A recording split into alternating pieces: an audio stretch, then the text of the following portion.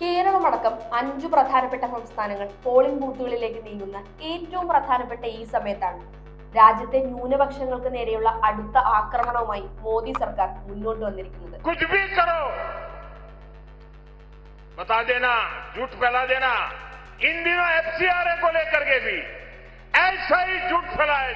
March 25-ന് കേന്ദ്ര സർക്കാർ ലോക്സഭയിൽ അവതരിപ്പിച്ച വിദേശ സംഭാവന നിയന്ത്രണ നിയമ ഭേദഗതി ബില്ലാണ് വലിയ രാഷ്ട്രീയ ചർച്ചകൾക്ക് വഴിവെച്ചിരിക്കുന്നത്. സന്നദ്ധ സംഘടനകളുടെ സ്വത്തുക്കൾ പിടിച്ചെടുക്കാൻ കേന്ദ്ര സർക്കാരിന് വമ്പിച്ച അധികാരങ്ങൾ നൽകുന്നതാണ് ഈ ബില്ല്. ഇന്ത്യയിലെ ന്യൂനപക്ഷങ്ങൾക്ക്, പ്രത്യേകിച്ച് ക്രൈസ്തവർക്ക് പുതിയ ഭേദഗതി വലിയ തിരിച്ചടിയാകുമെന്നാണ് പൊതുവെ വിലയിരുത്തപ്പെടുന്നത്. നിയമ ഭേദഗതി എതിർത്ത് നിരവധി ക്രൈസ്തവ സഭകൾ മുന്നോട്ട് വന്നിട്ടുണ്ട്. എന്താണ് FCRA നിയമം? എന്തൊക്കെയാണ് നിയമത്തിൽ കൊണ്ടുവരാൻ പോകുന്ന പുതിയ ഭേദഗതികൾ? എന്തുകൊണ്ടാണ് കോൺഗ്രസ് അടക്കമുള്ള പ്രതിപക്ഷ പാർട്ടികൾ ഈ ഭേദഗതി എതിർക്കുന്നത്? കഴിഞ്ഞ 10 വർഷത്തിലേറെയായി രാജ്യത്ത് നടന്നുകൊണ്ടിരിക്കുന്ന ന്യൂനപക്ഷ വേട്ടകളുടെ തുടർക്കഥയാകുമോ ഇതും? നമുക്ക് പരിശോധിക്കാം.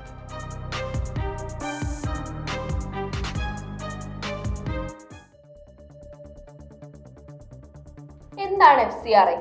വിദേശ സംഭാവന നിയന്ത്രണത്തിനായി കേന്ദ്ര സർക്കാർ രൂപീകരിച്ച നിയമമാണ് ഫോറിൻ കോൺട്രിബ്യൂഷൻ റെഗുലേഷൻ ആക്ട്. വ്യക്തികൾക്കോ സംഘടനകൾക്കോ ലഭിക്കുന്ന വിദേശ ധനസഹായങ്ങളുടെ മേൽനോട്ടത്തിനും അതിന്റെ വിനിയോഗം നിയന്ത്രിക്കുന്നതിനു വേണ്ടിയാണ് ഈ നിയമം ഏർപ്പെടുത്തിയിരിക്കുന്നത്. 1976 അടിയന്തരാവസ്ഥ കാലത്താണ് ആദ്യമായി FCRA നിയമം പാസാക്കുന്നത്. വിദേശ ശക്തികൾ സ്വതന്ത്ര സംഘടനകൾ വഴി പണമൊഴുക്കി രാജ്യത്തിന്റെ ആഭ്യന്തര കാര്യങ്ങളിൽ ഇടപെടുന്നത് തടയാൻ വേണ്ടിയാണ് ഈ നിയമം പാർലമെന്റിൽ അവതരിപ്പിച്ചത്. 2010-ൽ മൻമോഹൻ സിംഗ് സർക്കാരിന്റെ കാലത്ത് നിയമം പുനരാവിഷ്കരിച്ചു.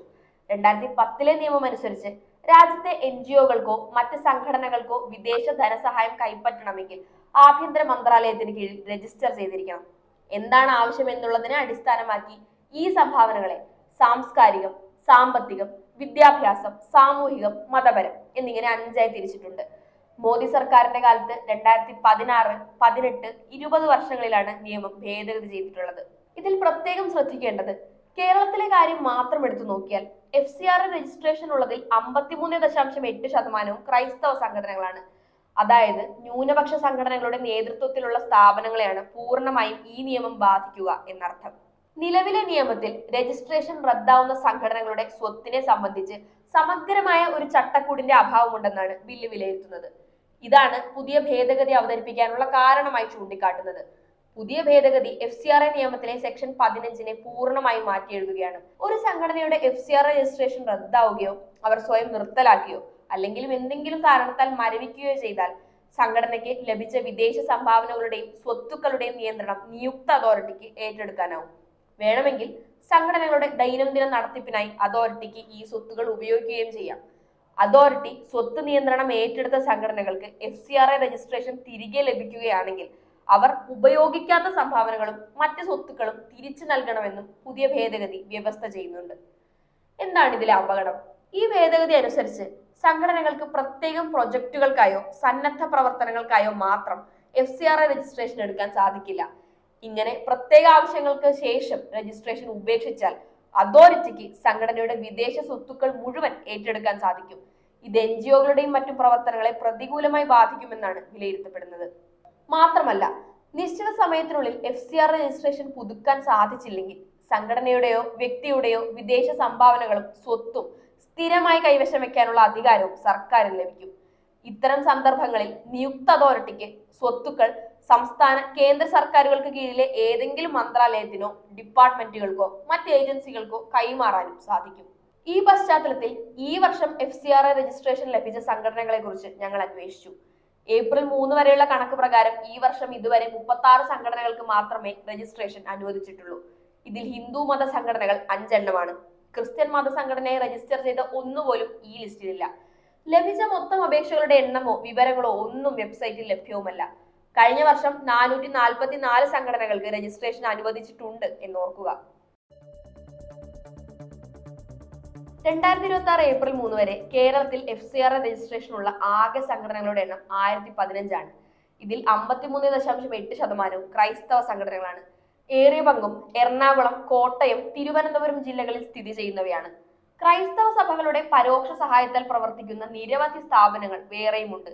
ഇതുകൂടി കണക്കാക്കിയാൽ FCRA രജിസ്ട്രേഷനുള്ള സംഘടനകളുടെ ബഹുഭൂരിപക്ഷവും ക്രൈസ്തവ സംഘടനകൾ തന്നെയാണ് എന്ന് കാണാം. പുതിയ ഭേദഗതി ലോക്സഭയിൽ അവതരിപ്പിക്കുന്നതിന് മുമ്പ് തന്നെ നിരവധി സംഘടനകളുടെ FCRA രജിസ്ട്രേഷൻ പുതുക്കി നൽകാതിരുന്നുവെന്നും വിവിധ ക്രൈസ്തവ സംഘടനകളുടെ മേധാവികൾ പറയുന്നു. നിയമ ഭേദഗതിയിലെ ആശങ്കകൾ അറിയിച്ച് ബിഷപ്പുമാരുടെ സംഘടനയായ CBCI കേന്ദ്ര ആഭ്യന്തരമന്ത്രി അമിത്ഷായ്ക്ക് മെമ്മോറാണ്ടം അയച്ചിട്ടുണ്ട്. നിയമപരമായി സാമൂഹ്യ സേവനത്തിലൂടെ ആർജിച്ച സ്വത്തുക്കൾ മുഴുവൻ നഷ്ടപ്പെടുന്ന സാഹചര്യമാണ് ഉണ്ടാവുന്നതെന്നാണ് ഇവർ പറയുന്നത്. രാജ്യത്തെ നിരവധി ഡയാലിസിസ് സെന്ററുകളും കുഷ്ഠരോഗ പരിചരണ കേന്ദ്രങ്ങളും നടത്തുന്നത് വിവിധ സന്നദ്ധ സംഘടനകളാണ്. ഇവയിൽ വലിയ വിഭാഗവും പ്രവർത്തിക്കുന്നത് വിദേശത്തുള്ള മനുഷ്യരുടെ സഹായത്താലാണ്.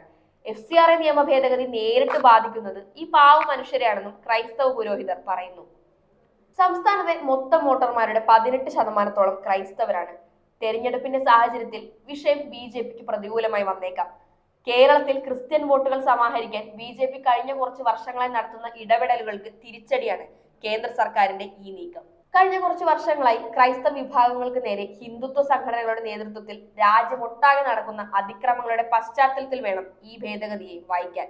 വിദേശ ധനസഹായം ഉപയോഗിച്ച് നിർബന്ധിത മതപരിവർത്തനം നടത്തുന്നവർക്ക് മാത്രമേ നിയമം അപകടമുണ്ടാക്കൂ എന്നാണ് ബില്ല് അവതരിപ്പിച്ചുകൊണ്ട് ആഭ്യന്തര സഹമന്ത്രി നിത്യാനന്ദ് റായ് ലോക്സഭയിൽ പറഞ്ഞത്.